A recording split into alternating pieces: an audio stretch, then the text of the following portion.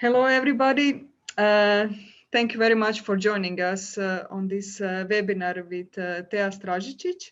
I would like to welcome you all on behalf of KIBLA and invite you, to join us to be a part of KIBLIX program, and also the rest of the program you can check on the website of the KIBLIX festival.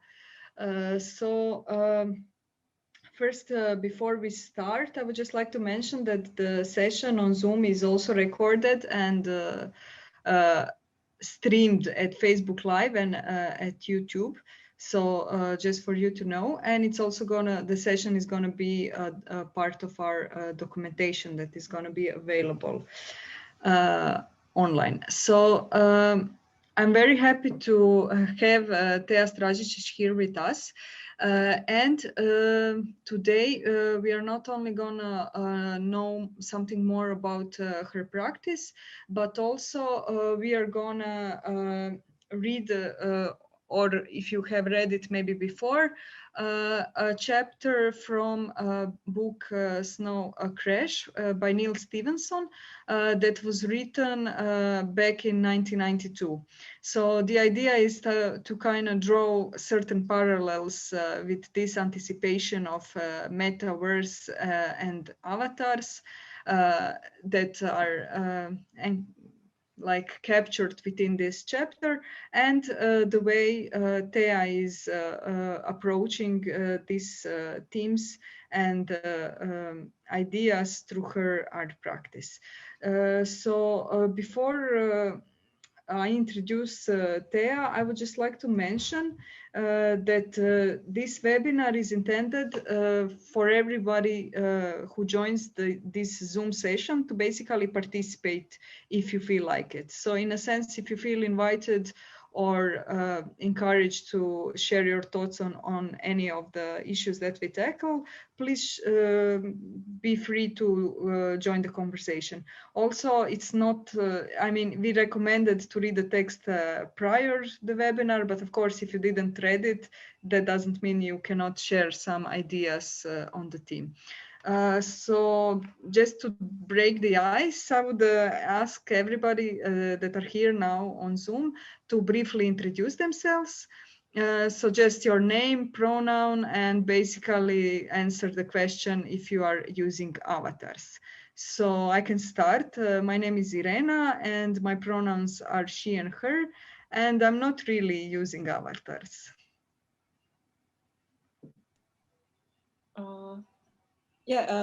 Hi, my name is Vina. I go as she, her, and I sometimes use avatars.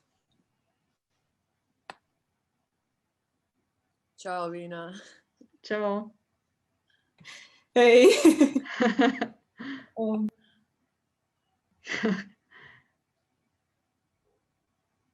Okay, if you don't want to say anything, you are also very much welcome to not say anything at this point, but hopefully you will be maybe willing to join the discussion later. So I would just like to, Tea, maybe you want to introduce yourself briefly, and then I will introduce you a bit longer. Oh, okay. I'm Tea. I'm currently in Berlin. I'm from Dubrovnik. I don't know, that's about it. Oh, with the pronouns, it's they or she, but I don't use pronouns as much. And I don't really, I do use avatars, but during years, it's changed a lot how I use them. Okay. I hope we will find out a bit more about this throughout the webinar. So Tea finished animation at animation department at Fine Art Academy in Zagreb, and she did a lot of. What is interesting, I think, is that you are actually collaborating a lot. One of the collectives you are part of is Western Sisters, and it's a collaboration with her sister, Marta Stražičić. Also, she has a duo with Nick Zhu, which is AVI duo, and they have done a lot of basically AVI perform from sonic acts to extravagant bodies festival in Zagreb, to not name all of them. And I found that quite interesting that you are often, and I also know that you often actually engaged in a lot of different kind of collaborations and this kind of moments of making art. Also, in her practice, she's exploring traditional media and digital art. So, Thea, you have the word, and please share the screen. Oh yeah, of course. So where should I start? I guess the best way to start would be on my webpage, and you're gonna see the exhibition I did in Prague last year, I think, actually. Yeah, this was in Gallery Polanski, and it was an exhibition called Lone Long Boy. It was a multimedia installation with paintings and 3 video channels, cutouts, 3D prints, and even ground potatoes and poly sculptures. So the exhibition was telling a story, a short science fiction story that I made using generated scripts, and then re-editing the computer generated scripts to suit the Western type of script, so like a Western cowboy story, basically, that was about colonizing planet Mars and terraforming it, and how the idea of that went wrong, and how it's now a monoculture on which you can grow only potatoes, and there is a new species of mutated rats. They were brought there, and it's sort of like almost like a graphic novel type of story, but the format I chose was an exhibition. For example, this big portal here is a wallpaper print, but it was made using 3D software. So for starters, the main idea behind this was to have a character who was called Mario Mars, which was one of the first settlers on Mars, as this like silicon rat with his horse, and he's telling a sort of a romantic story about his hardships of living in such a strange place on a desert. So yeah, like in my practice, I usually always start with characters, as you can see here. For sonic acts, I had also a humanoid / animal anthropological character that was sort of an avatar to me and Marta while doing an AV set inside a video game. Before that, on the webpage, we can see this character too. I don't know if you can see my mouse, this vampire that was for Adult Swim. She also, like all of them usually have like a really short stories that either I or me and my sister or whoever I'm collaborating with turn into a cinematic animation or a video game. Oops. Talking about avatars now again, so we have something to connect with Snow Crash, which I think it's really interesting, especially this paragraph that was shared for reading before this, is that it's like not so far from reality of what we have now, and what even like in 90s was possible. Like I found this book in the apartment. So apartment I'm staying in is apartment of Ingeborg Fulep, which is a video art professor, also a big VR enthusiast that is currently a professor in Rijeka, Croatia. And she has multiple books regarding this topic, and from which one I found is this one called Artificial Reality 2. And we can check some like retro photos. I don't know if you can see my screen now. Yeah. Yeah, you can see my screen. Yeah, we see your screen, but also the book, but in a little, in a little apartment. Yeah. Yeah. Okay. So this is some retro photos of how people back then imagined VR would be, and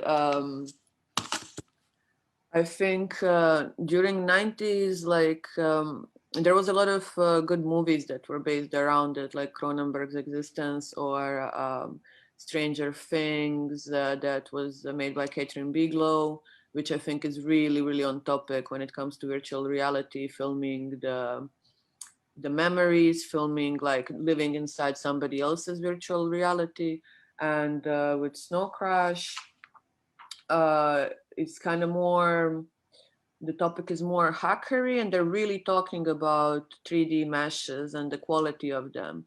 And quite a recent thing that I did, especially when the lockdown started and all the gigs, live gigs, exhibitions, especially parties were canceled, and they had to sort of find their way into virtual reality. And one interesting thing about it, I don't know if you can still see my desktop. Yeah. So there was this one party that became quite popular. It's called Neuro Dungeon by New Cenosis. And it's a very, very cyber goth themed party with loads of avatars. And there's like all of these people you can see here, avatars of existing DJs. Like Jesse Pierce, who are my dear friends from Spain, that I was lucky to actually physically perform with in Hakave during Crypto Rave 2 years ago. But then, yeah, because all the flights were canceled and all the parties are canceled, we switched to this like strange little app that became quite popular. And it's actually, all of this stuff is not in a really high quality. Like a quality of real-time video games still is like a really industry thing to have. Like, so you have to be part of industry, you have to have like a lot of people working on it to reach a certain level of quality. But for something that's supposed to be happening in real time, especially on small mobile apps, that's like that are easy to transport, we have stuff like this app IMVU, where you start with the basic body and then you can invest into your outfit in weird ways. You can like gamble online to get more credits, or you get like you actually send crypto or through PayPal extra credits to buy these like crazy outfits. And here everybody started at first, when we started, everybody was just like kind of looking like Kim Kardashian and going for that style. And then during lockdown, when more people from different subcultures appeared, then things started looking way more crazy and way more experimental. Like, for example, my avatar was this and this. Let me share the preview. Oop.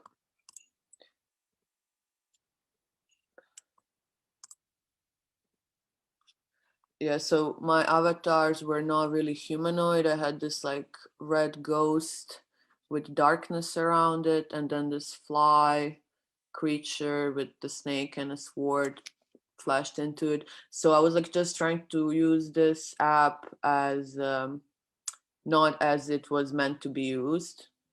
For one of the performances I did with my friends, that was just like basically like any kind of party, but you have like different rooms you can join to and customize them. And yeah, that would be like something that was happening during the lockdown. And when it comes to like my own avatar, that's this frog, and my alias that is Flufflord.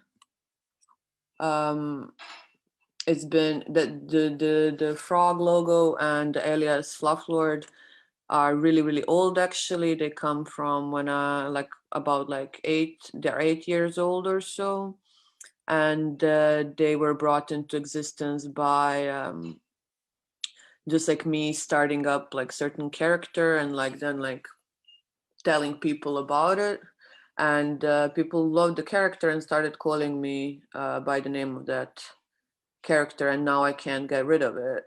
And yeah, it's been stuck with me for quite a while, and the character kind of merged with my practice, and because of social media, people like now know me as Flufflord. And other avatars I'm making are these 3D sculptures that are also made for real-time consumption. So you can use them in VR, you can use them in video games because of the way they're made. They're made using ZBrush as a base mesh software for sculpting and retopologizing character, like any kind of 3D objects actually. And then they're painted in Substance Painter, which is also a software used in real-time animation, which is also used in making of any kind of VR video game that has a lot of that is like heavier than, for example, some simple stuff that you can make in Unity, or that are not things that are not lo-fi, things that are like heavy duty. And that's also the thing that Snow Crash is saying, like how much equipment would you need to participate in this kind of a virtual space that's a multiplayer.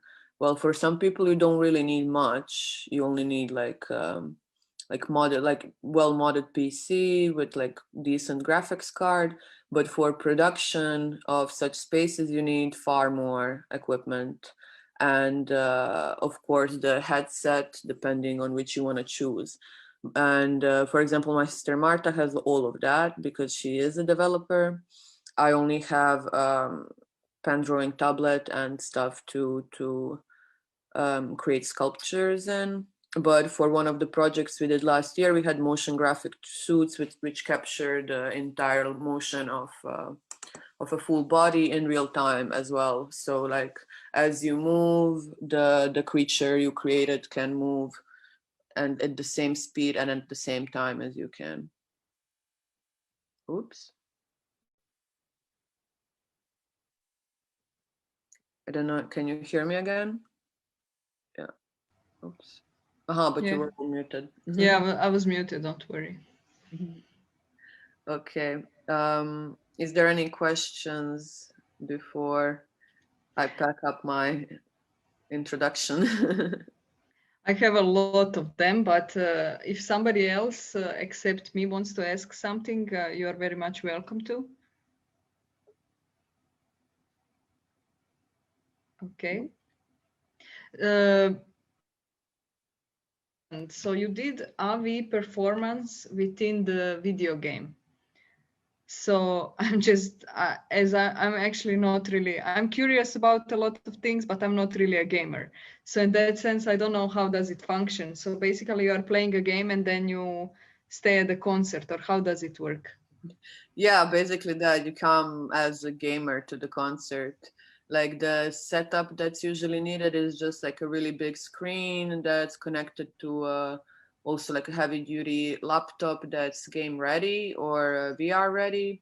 And they're far more available now than they were a few years back. Like you can really easily get a setup that's easy to transport, but it's also like an expensive business.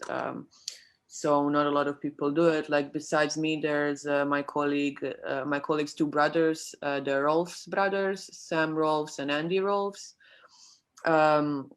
which previously did sonic acts prior to me and Marta. And who else? I mean, my colleague also, Luka Šmek, Dario Alva,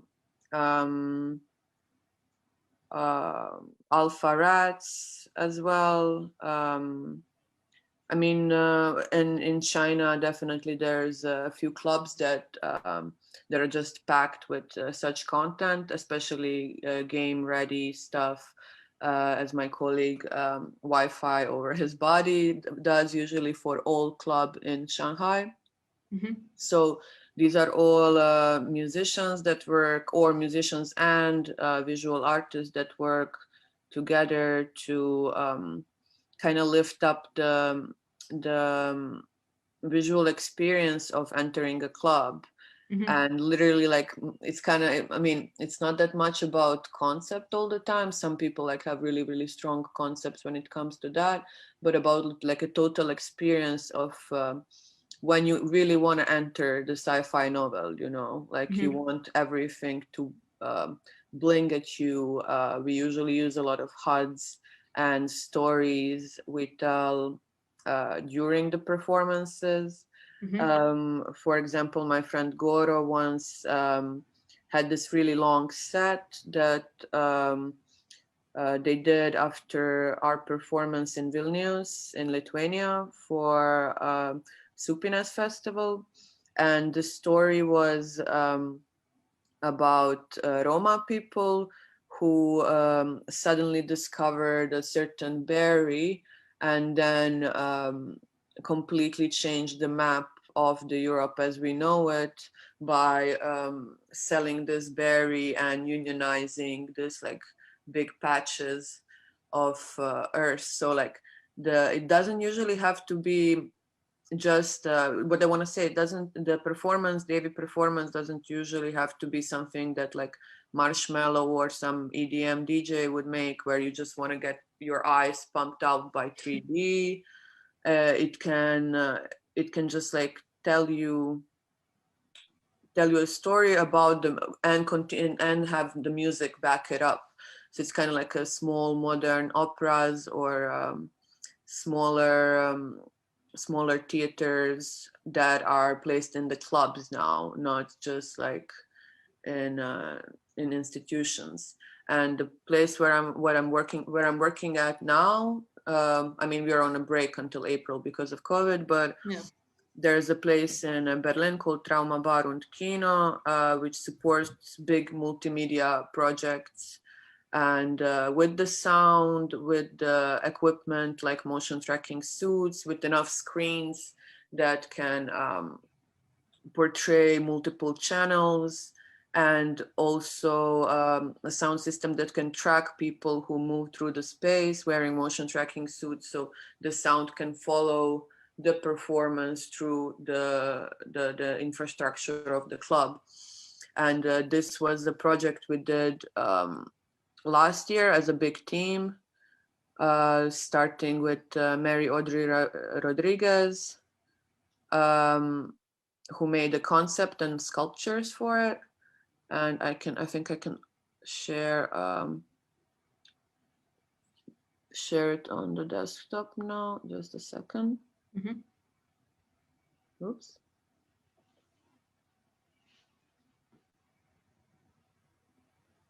So the avatars we were using I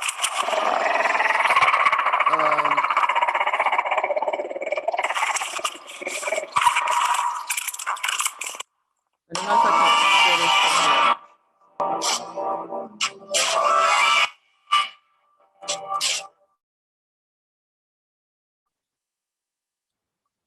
Maybe the sound will start now. Anyway, the dancers had their own specifically made outfits that were hiding the motion tracking suits below them, and the sculptures were placed all around the club, while the 3D department which I was part of, together with Lucas Schmeck, made these mushroom-looking warrior avatars that were fighting all on screens that were placed around the club while the performers were moving. And here are some of the models. Okay. Oh, I can stop sharing this sound. Yeah, and this is how we made them. This one with the gray background, that's like a typical pose you choose to create a character on which you add the skeleton rig later on using software like Maya or Blender. Here are the screenshots of the other ones. And it's painfully dull and time-consuming process to start making these creatures from scratch, because I think we're still not that far into future to make this easy for anyone. So each part of this very HD looking creature had to be made separately and remeshed and retopologized, which is sort of thing like if you would make a puppet made out of textile, you would kind of do the same in real life and then embed the skeleton in. But so like, yeah, basically it's like puppetry is just all made on a single computer. Yeah, this is the head of one of the creatures. We wanted to make like a really rustic looking things that are not as little as humanoid as possible, and they were all themed with different mushrooms like amanita or lion's mane, or combination of multiple fungi. Weapons as well. And some of these existed as props in real life made out of textile. Unfortunately for this project, we only had an opening on January 2020. That was absolute blast and it was really, really fun. But then the project was on for 3 months, and as we were thinking about closing it on 18th of March, the lockdown happened, so we never really had a final show with it. Some of the 3D models can be seen on Sketchfab, which is like a really nice browser-based 3D viewer. So, but it was always a combination of people. Oh, I people think performing live. Anyone? Oops. Oh, sorry. Okay. But was the project always a combination of performing live and VR? Yes, yes. And the VR aspects were visible there at the screens, or? Yeah. Yeah, we had like a big cinema screen that was behind the main performers, and then we had a multiple channel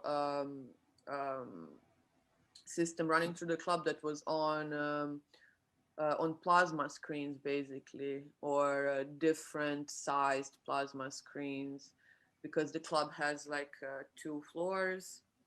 So so we separated each channel and made, because there was a lot of people. People were displaced around, and not everybody could see the performance in real life. So some of them could be watching it from a different room in a club, or from a cinema, or from the basement even, which was really fun, because the only way they could watch it, they could watch the avatars. They couldn't watch the real dancers.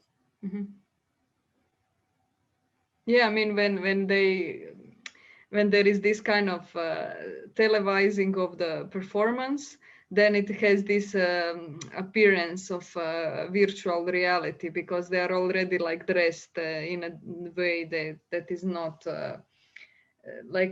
fictional characters rather than, you know, so it already has that kind of atmosphere. Okay, so maybe I would just briefly introduce the text. I found it interesting because so far we have always chosen texts that were more, I don't know, like theoretical. But this is the first time we are actually having literature, and I'm really happy that we have science fiction literature. And it was also, I was looking into some, I don't know, interesting text, theoretical texts about avatars. And I did found some more like scientific work and these kind of things, but not really like something that that is really like easy to, I don't know, I find that a bit of lacking, and this is why I think it's really nice that actually we also agree that we talk about this particular chapter. I mean, the whole book, Snow Crash, discusses this whole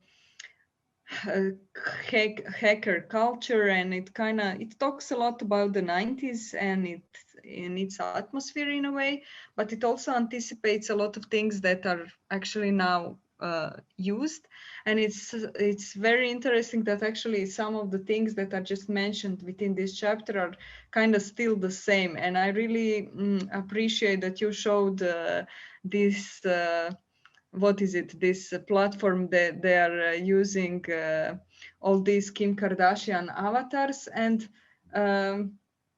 so like, for example, I would just like to quote here. So hero protagonist, he's the main character, who is like the main hacker slash character, yes, hero protagonist who walks around the universe metaverse. And so I'll just read this. So hero wonders idly how these two couples got together. They are clearly from disparate social classes, perhaps older and younger siblings. But then they come down the escalator and disappear into the crowd and become part of the street, where there are enough Clints and Brandies to found a new ethnic group. So basically, this Clints and Brandies, this is some kind of stereotypical avatar that everybody can choose. And because, as you already mentioned, and this is also what the author mentions, that they are actually quite, it is not so easy to make an avatar. And that's why there was this production of exactly the same ones. So everybody can choose like between couple of them, and then they decide which one they want. Also, throughout the book, there are particularly cheap avatars, and they are like black and white. They look like somebody put them from copy machine, so they are like from kind of public services. And it's also, what I found interesting is that moment of expressing this. So where is somebody in the physical reality and what's happening within the virtual reality. So like hero, the protagonist, is actually living in the basically storage, and it's really terrible living conditions in which he is at. He is actually not really employed because he has somehow the trouble with the system in which he is able to work or to live, how to say it. But at the same time, he is one of the elitist hackers that enter the Black Sun, which is actually this, in the virtual reality, he's actually elite in a way. So anyway, I found it interesting that how the divisions are also clear from here. And now I would actually be curious to hear, like, what are your thoughts on avatars today? And also, like, for example, what was your experience with how your avatars changed? Because, for example, you are constantly in digital context in a way that you are not just using, I don't know, some platforms say that is it, but rather you are exploring and producing content that is relating to the context in which it happens. Also, I'm very curious to know, now I'm like talking a lot, but like, for example, you are not using so much humanoid avatars, and I would be curious to know why not. So if you can tackle some of these aspects I have mentioned just now. Mm-hmm. Well, yeah, I'm not as slick as Hero, the protagonist, when it comes to choosing garments online. And yeah, I was never really, I mean, I had a moment where I was really into humanoids, I must say, when I first started exploring 3D. And it was kind of popping on Tumblr. Everybody had their own humanoid. I had this like vampire looking person. But even before that, there were a lot of like really interesting things that were happening, especially like early on, like as a teenager, when you start using avatars. I think that's the most mystical and magical part of going online. Like all of my colleagues in high school, no matter where we came from, we all had avatars and blogs that we wrote on with these pseudonyms and like strange, unknown photos we either made ourselves or took from somewhere. And then as the social media changed and as the blogs ceased to exist, and when like Facebook came along, I one of the most interesting things that happened is like I think it was like 2011 to maybe 16 when it was on the hype. A lot of these archival pages started popping up, archiving any kind of aesthetics like pool aesthetics or rental aesthetics, environmental, new aesthetics. Me and my sister had this undeveloped aesthetics that was Balkan based archival page. And then besides that, there was a lot of strange art biennales happening that were also all over the world, connecting and wiring these like very obscure people together that somehow had this trust network. Like you would really, really trust who, even though you wouldn't know the person's real name, you would only know number of pseudonyms or number of avatars they chose, but you would know their work, and you would kind of through the work and aesthetics they were using, you would trust this avatar that they know what they're doing, and with the information you give them. But there was like a phenomenon about, I think it was like 2014 or 15, where on Facebook, the profile pictures that are avatars started. People started getting massive amounts of friend requests from people with pictures of gray aliens, just like different types of gray aliens, like generative, like very like yeah, very typical alien heads started appearing as profile pictures and massively friend requesting everybody who was like part of this like weird Facebook community, which is not that many people, but still like it kind of freaked everybody out, because not just that they had these profile pictures as weird alien, their language and their script and their names were written in Arabic, different Arabic scripts.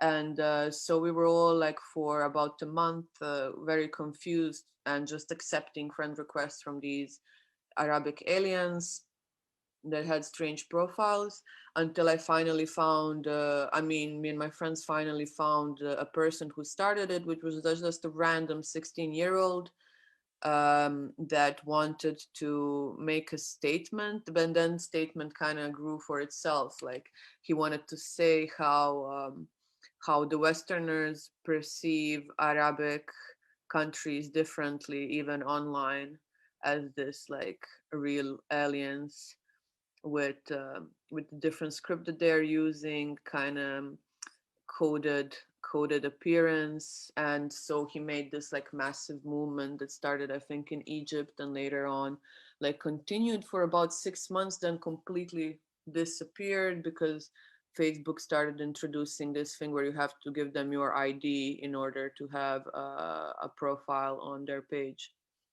And I think Facebook is kind of now dead and not very fun place to be when it comes to avatars. For my thing,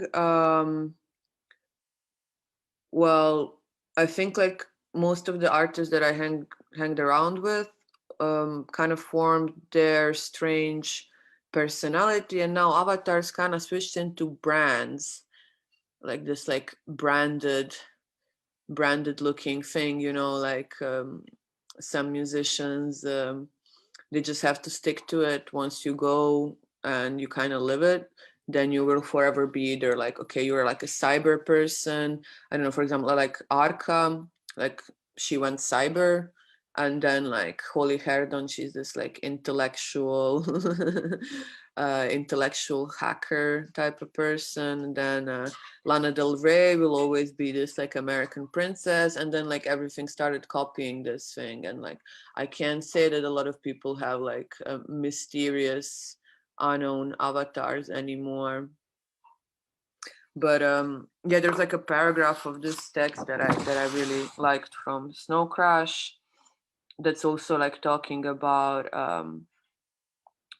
the very like a current situation where I guess everybody's in, especially if you're like trying to be not just off grid, but just like not part of the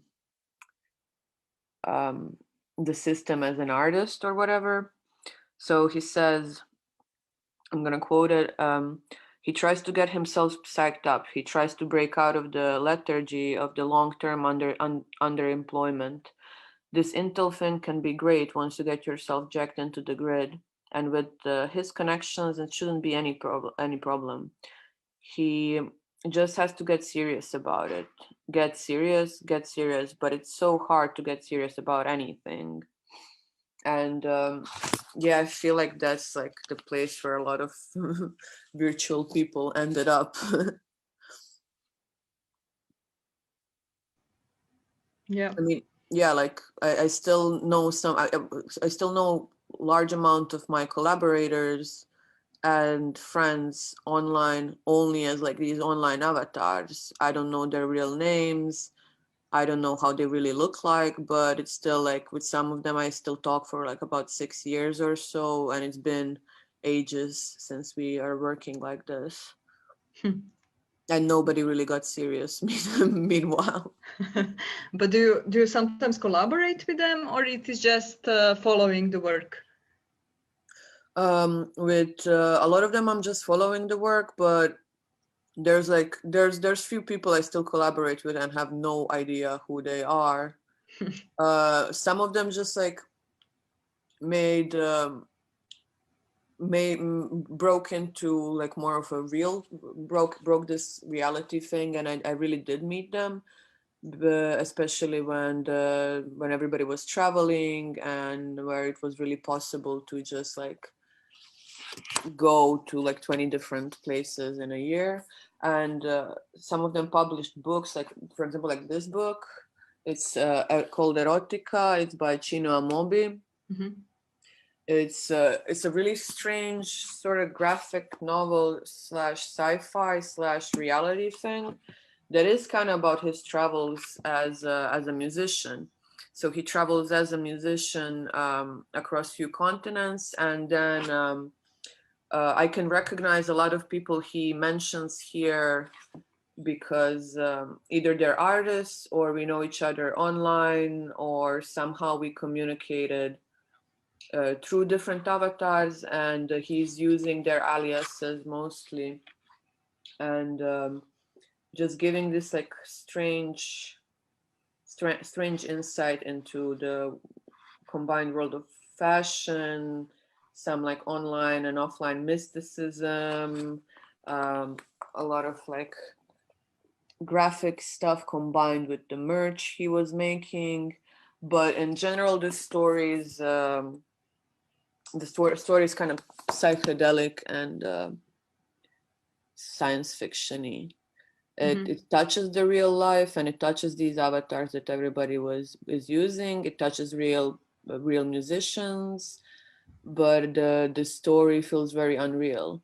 And the other one that I would absolutely recommend, which kind of is in a way like a Snow Crash. It's like easy to read. I don't know if I can share my screen again. The book Yes. is, I can, yeah. It kind of doesn't let me. I see. Okay, so one book that is quite similar to Snow Crash, and it just came out 2 years ago or a year and a half ago, is Club Dead by Nikhil Singh, who's a South African author, and they made this psychedelic noir that also uses VR and newly discovered drugs as a way to breach realities. You end up in different art scenarios, and the timelines are mixed, and you're following multiple people that that are kind of similar protagonists as Hero is, like these South African vagabonds, and it's talking about Hollywood and Hollywood's consumption of drugs at the same time. But all of it is happening in Africa. And that's sorry. So Nikhil is a person that I met also online through Tumblr first, then Facebook, then we collaborated on an exhibition. And Nikhil first started as an illustrator, making Tati Goes West, a graphic novel that's sort of like a childish psychedelic, like really, really beautiful. And this is their first really serious novel. And I was really surprised to see it. On the cover, there's this 3D render with the aquatic VR gear. Wow. I'm just curious if somebody else has a comment or question.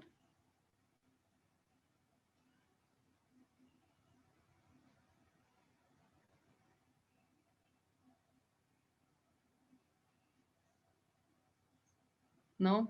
Okay. No. I'm just, yeah. People are shy. Yeah.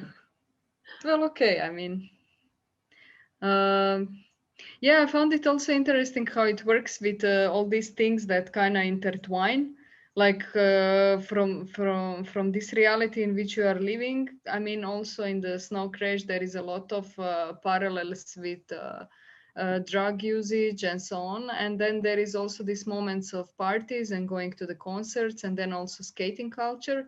And what is interesting also, that moment of what you already mentioned, this 16-year-old who sends all these avatars. And then there is also here a 15-year-old, that rebellious kind of moment that kind of goes into this story. So I found this interesting how all these stories just intertwine within the novel. But then again, also you can kind of track them through this experience.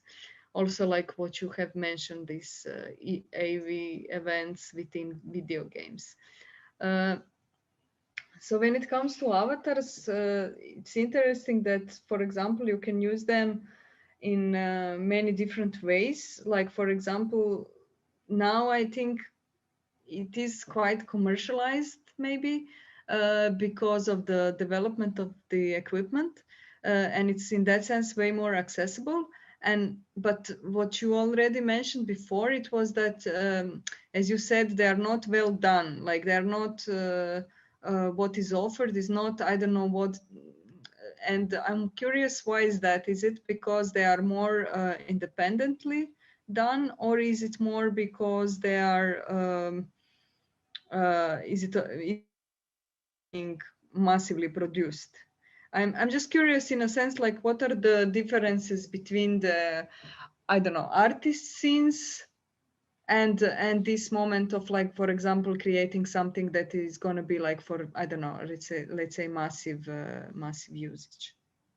Like a VRs for massive consumption and artists. Yeah, in that sense.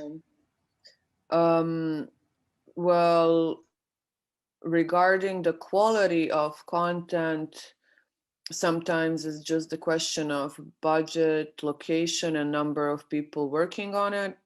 Also, the experience of people working on it. And I mean, there's like a grand, really expensive projects that really look realistic, like even the skin of the characters, and cinematics always look great. Cinematics for VR projects always look amazing.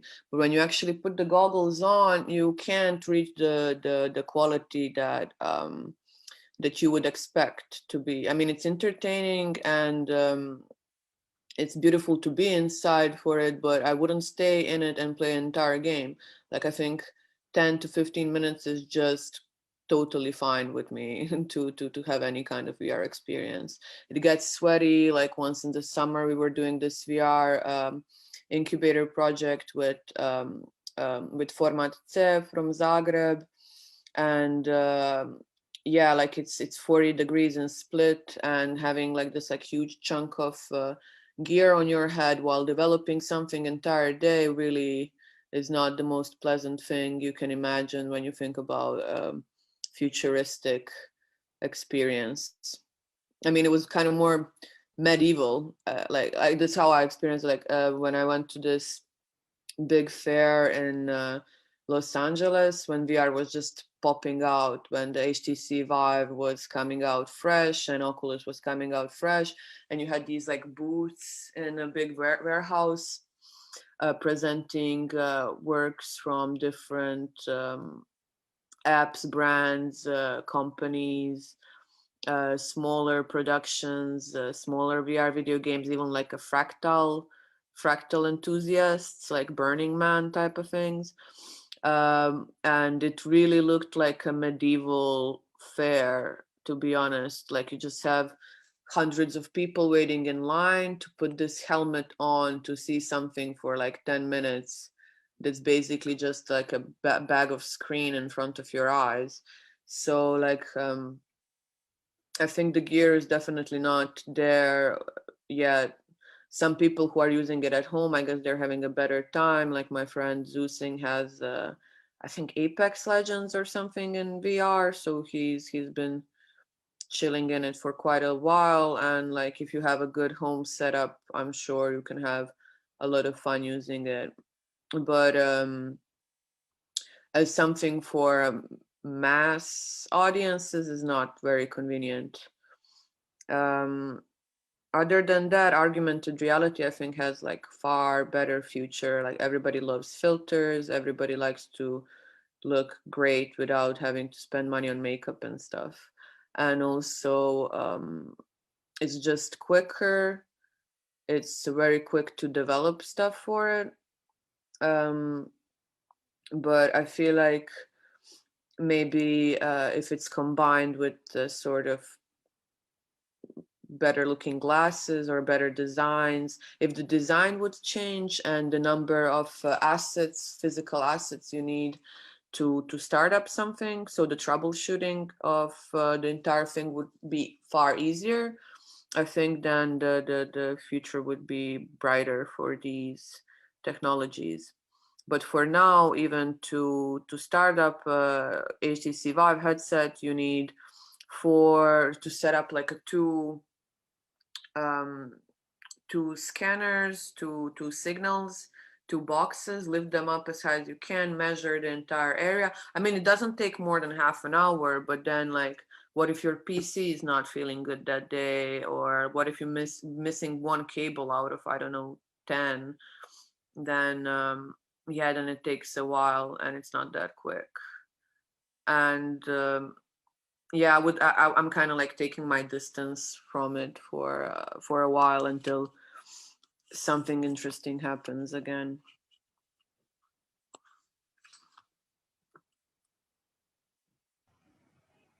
Okay.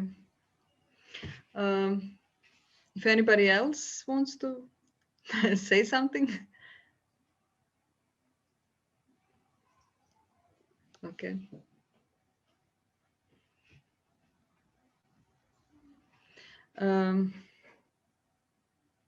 Okay, so maybe to share some final thoughts.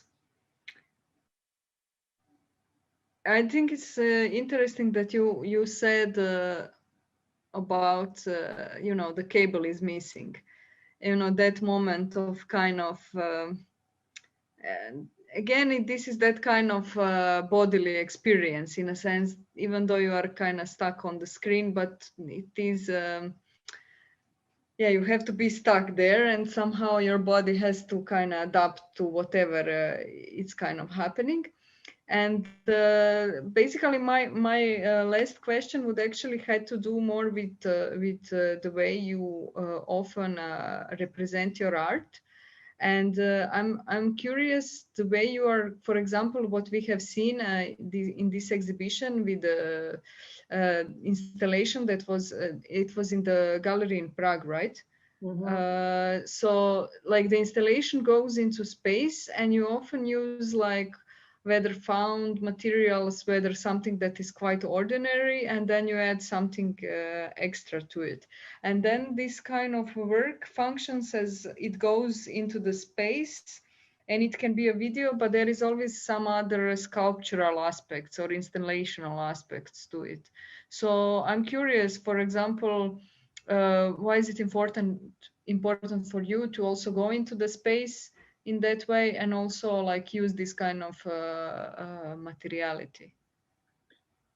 Well, it's kind of compromise because what I first studied and what I'm supposed to professionally do is be an animation director, and animation is really complex, and animation takes a long time. It's kind of hard to get funding for anything that I wanted to do, which is science fiction TV shows or feature animated films. And during that time, I started making comics as well. And because life got me moving around quite a lot, like not living at the same place for years and years, I'm like finally stable in Berlin, so I have like a bit more time to work on long-term things. I got into rapidly exhibiting in this like small format and making kind of deconstructing these sci-fi stories into installations. I'm gonna try to find one I did in Zagreb in Galerija Močvara, which explains perfectly like setup that we usually do. I mean, me and Marta. It was curated by Lovro Japunjic, which most of you might know from GMK, and the theme of exhibition was collapse on hold, about the environment, and we used this small devil icon as a protagonist to a group show we made with Ita and Yoda. The exhibition was deconstructed in a way that it had a painting also themed with the part of the character from the video game, toys, even ready-made objects. Ita Yoda's a 3D made porcelain sculptures and prints made out of silicone, which were symbolizing the actual VR joysticks. Yeah, they were like their own prototypes of how hardware could look like.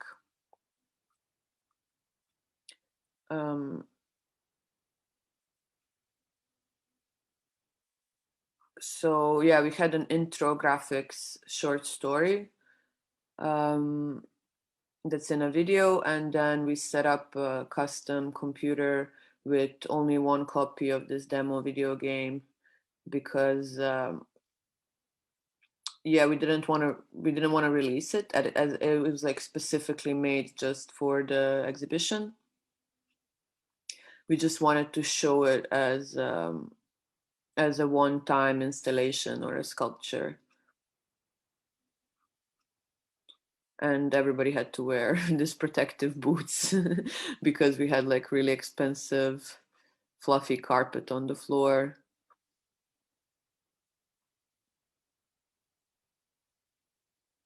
But yeah, like this is a vision of how we imagined hardware and complexity of hardware design combined with the collapse of on hold, like the concept of environmental damage done by just having a lot of hardware, basically, and creating a lot of different parts for things. And yeah, like most of my exhibitions are kind of just the deconstruction of these graphic novels, comics, or different characters from the same universe. Okay. Now, if there are not any other questions from anybody or comments, then I would like to thank you, Tea, and thank you everybody for being with us. It was really nice to have. Hopefully, we will see each other on the next webinar on Tuesday. So thank you all and have a good night. Yeah, thank you, and shout out to Veena. Veena, bye-bye. Hope to see you around. Hey, is it possible maybe to ask a question, or is it too late? Of course, no, it's not too late. So, come on, I was just not sure if anybody will say anything. So I don't want to come off as cheesy, but do you think that the pandemic kind of endorsed the usage of avatars? For example, like this weekend was the CTM festival digitally online, and everything I participated in, I had to use an avatar. Do you think that people are now more kind of accustomed to using avatars? Did you notice like any changes when it comes to people being open to them in a way? And that is maybe also like, I don't know, maybe like the avatars will play like a bigger role now? Yeah, I definitely think so, especially demand and like I don't really use a lot of things. I'm not that present, and I mean I've been to different like versions of like these online versions of festival that are also kind of like a small video games where you do have avatar or you're floating around as a light bulb or something. Those were fun, but the demand started being for creating avatars and for creating virtual spaces like skyrocketed. Like everybody wants to have a virtual space now, and before it wasn't so common, or everybody was kind of not really looking into it. Like there was few virtual museums popping out, and only like, I don't know, like worldwide geeks would be on it and chatting in these galleries. But now I think the demand for creation of these spaces is huge. And yeah, I guess like everybody kind of needs an avatar now. It could be cool if it was like more uniformed, so you just like have this like one thing you can edit on your desktop and then maybe use in a multiple different areas. Yeah. Okay, yeah, thank you. That's it. That's all for me. Okay. Yeah, it would be nice if we could like, Zoom offers avatars. Actually, but Format C had a workshop on avatars on Zoom. So I think this would be also be interesting to explore.